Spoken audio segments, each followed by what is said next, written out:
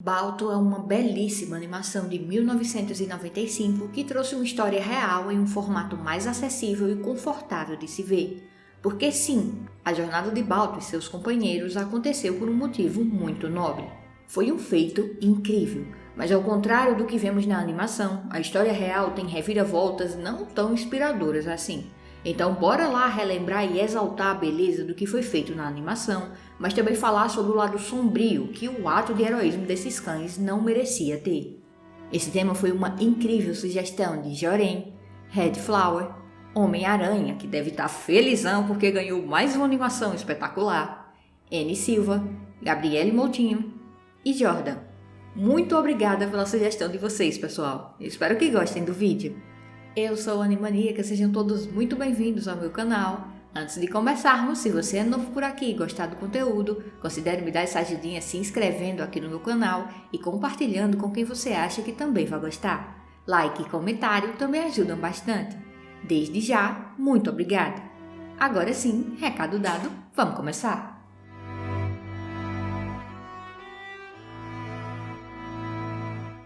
No filme, conhecemos Balto. Nosso protagonista sofre uma constante discriminação pelo simples fato de ser metade husky e metade lobo. Tendo como sua única companhia o ganso Boris, Balto sonha em poder correr junto com os outros cães, mas devido à discriminação, ele só pode observar tudo a uma certa distância. Mas além da corrida, Balto também tinha uma outra paixão, a única ali que não o olhava com maus olhos, a encantadora Jenna. Incrivelmente devotada à sua dona, uma garotinha chamada Rosie, Jenna começa a se preocupar quando percebe que sua amada companheira humana pode estar correndo risco de morte devido a uma epidemia que começa a assolar a isolada cidade de Nome. E vendo o sofrimento daquela criança e de sua amada, Balto até tem a intenção de ajudar, mas aquela cidade não estava disposta a lhe dar essa chance. Devido às condições de tempo, o único meio de trazer o soro que salvaria a vida das crianças da cidade seria através dos trenós puxados por cães, e como a viagem seria longa, era preciso escolher os melhores cães. O Balto até tenta participar, mas Steel, um cão egocêntrico, sabota Balto para que os humanos não o considerem uma opção, tomando assim o lugar de líder que guiaria a todos pelo percurso que traria a salvação para a cidade de Nome. Só que mesmo que o Steel se considere incrível e tenha um monte de puxa-saco cercando, a mãe natureza não tá nem aí para isso. Tempestades incrivelmente fortes fazem com que o cão Estrelinha se perca, deixando os habitantes de Nome completamente sem esperanças. Mas ao ouvir que o grupo se perdeu, Balto parte para tentar encontrá-los.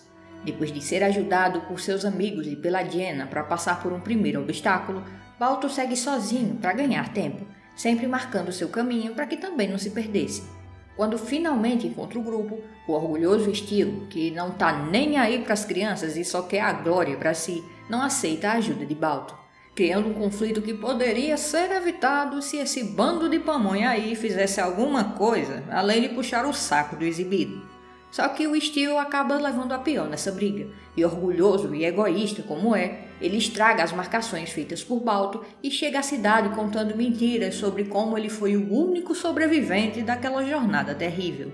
Mas finalmente aceitando o seu lado lobo, Balto encontra forças para superar cada obstáculo daquela jornada, e junto com os outros cães, ele usa dos seus instintos e faro aguçados para finalmente encontrar o caminho de volta, trazendo salvação para as crianças de Nome, e finalmente sendo reconhecido por todos pelo ser incrível que ele é.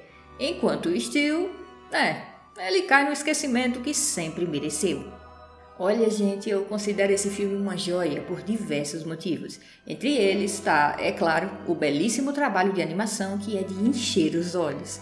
Graças a isso, os personagens são incrivelmente expressivos e criam esse espetáculo de emoções que vemos durante todo o filme. Unido a isso, temos tudo o que o filme discute, desde a belíssima mensagem de autoaceitação que temos através do nosso protagonista, até a clara mensagem de união. E tudo isso nos é apresentado de uma forma leve, divertida, que sabe quando chegar com aqueles personagens divertidos na hora certa. Diga alguma coisa sobre a nova coleira dela antes que ela morra. Assim como também sabe quando cada situação exige um pouco mais de drama e seriedade. Afinal, tudo aqui foi feito com base em um acontecimento que poderia muito bem ter acabado em uma tragédia gigantesca. Mas graças ao trabalho em equipe de muitas pessoas e seus cães, o final foi feliz para os habitantes. E é muito bom ver o filme retratando tudo isso de uma forma mais acessível e leve, porque na história real as coisas tomam rumos sombrios que nos fazem lembrar a importância da existência de personagens desprezíveis como o Steel, que nos mostram que o egoísmo e o egocentrismo nunca vão nos levar a lugar algum. Quem dera a história real acabasse tão bem pro Balto como na animação. Vocês sabem que normalmente eu prefiro a fidelidade, por mais horrível que ela seja. Mas aqui eu devo admitir que eu gosto desse conforto que a animação deu para a história do Balto, o que não quer dizer que não devemos procurar a verdade e não enxergar os erros do filme. É só que eu gosto de imaginar esse animal inocente numa situação melhor do que a que ele realmente esteve. Na animação a maldade ficou a cargo do Steel, mas na história real a maldade foi bem humana, contrastando completamente com a união que tornou a missão possível. Pois é, não tem jeito. Já que estamos falando de Balto, precisamos sim falar de todo o resto. Então bora lá sair um pouquinho da animação e entrar no campo da realidade. Assim como é mostrado na animação, em 1925 houve um surto de difteria na cidade de Nome, localizada num ponto bem isolado do Alasca. A difteria é uma doença que pode causar terríveis inflamações na garganta, gerando complicações que, em casos mais graves, interrompem a passagem de ar, sendo ainda mais letal entre as crianças. A situação definitivamente era urgente, pedidos de ajuda foram enviados e esses pedidos foram respondidos rapidamente, mas os obstáculos eram muitos. Devido à péssima situação do clima na região, o soro que salvaria a todos não podia ser entregue diretamente em Nome. E por isso, a cidade mais próxima, Nenana, que ficava a pouco mais de 1000 quilômetros de distância, foi a escolhida para receber o soro. Mas mais uma vez, graças ao péssimo estado do clima, não era possível fazer a entrega de Nenana para Nome através de transportes aéreos ou aquáticos, sobrando apenas uma opção: os trenós puxados por cães. E tinha mais um grande problema: o soro não resistiria ao frio intenso por mais de 7 dias. Então os cães precisavam fazer todo esse percurso em menos de 7 dias. Para uma tarefa tão complicada, Leonhard Seppala, um prestigiado criador de cães da região, foi escolhido para essa missão desafiadora. E aqui temos esses personagens que a animação, assim como muitos por um bom tempo, escolheu esquecer. Seppala escolheu como líder o seu melhor cachorro, o Togo, que comandou a matilha pela maior parte do caminho. Logo percebendo que seria mais rápido se Seppala tivesse ajuda, vários grupos foram criados para revezarem pelo caminho. Saindo de Nenana e parando em pontos estratégicos, ao todo foram 18 equipes de revezamento que foram avançando até encontrar Seppala e Togo pelo caminho. E para economizar um dia de viagem, Seppala tomou uma decisão que mais tarde faria com que o reconhecimento pelas ações de Togo viesse. Mesmo com um tempo muito ruim e pouquíssima visibilidade, Seppala confiou completamente em Togo para guiar a todos por um caminho muito perigoso, uma baía congelada. Se eles passassem por uma camada mais fina de gelo, tudo estaria perdido, mas Togo brilhantemente guiou a todos em segurança. E detalhe, ele fez isso na ida e na volta. Assim, o grupo de Seppala chegou com um dia de antecedência ao local onde o último grupo do revezamento esperava, totalizando assim 20 grupos de revezamento. E é só aí que temos a aparição de Balto e seu condutor, Gunnar Kalsin.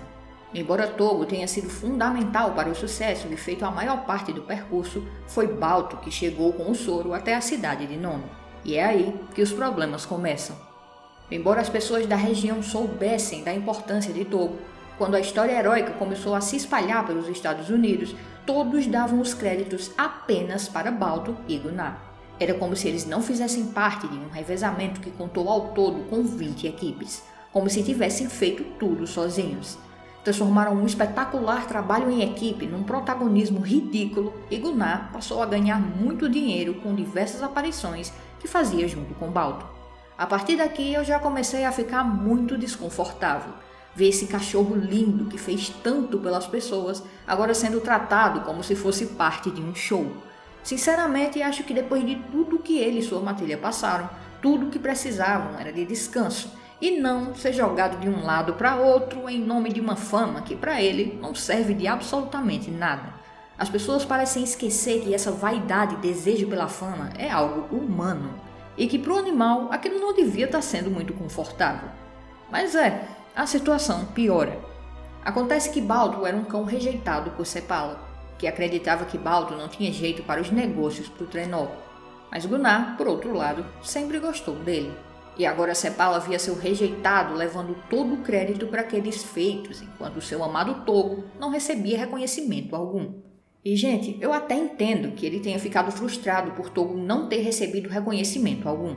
Realmente é horrível que um cachorro que fez tudo o que ele fez, que guiou todos com segurança através de camadas de gelo para assim economizar um dia de viagem, acabe não sendo mencionado em lugar algum. Mas Sepala vai muito além dessa frustração. Ridiculamente, ele passa a nutrir ódio pelo Balto. Ele culpa o cachorro pela forma que ele nem compreende e por isso faz uma exigência estúpida a Gunnar. Ele diz que quando Gunnar voltar para casa de suas viagens, Balto não deve voltar com ele. Sepala não queria que Balto voltasse ao Alasca. Por isso, mesmo com certo desgosto, Gunnar acaba vendendo Balto e sua matilha para um lugar onde os pobres animais passariam momentos terríveis. Balto e sua matilha, cães que fizeram tanto pelas pessoas, eram mantidos acorrentados por boa parte do tempo.